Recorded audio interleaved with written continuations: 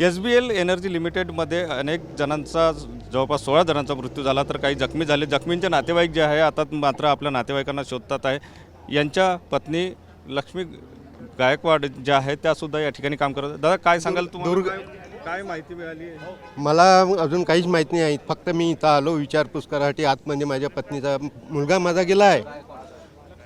तर मुलगा माझा म्हणे पप्पा म्हणे मम्मीचा काही पत्ता लागला नाही म्हणे. तर म्हटलं दवाखान्यात गे कुठं काय, तर तू विचारपूस कर.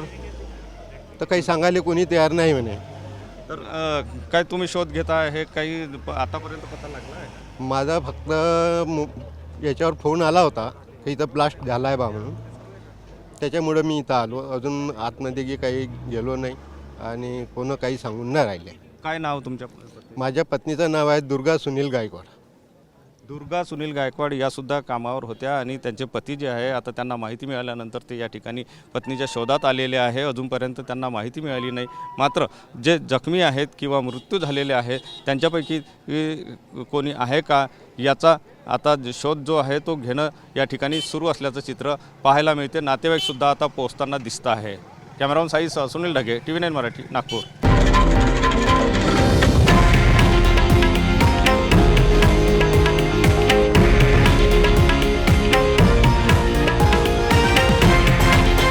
हे आहे देशातील नंबर 1 न्यूज नेटवर्क आणि आपण पाहत आहात TV9 मराठी, एकमेव.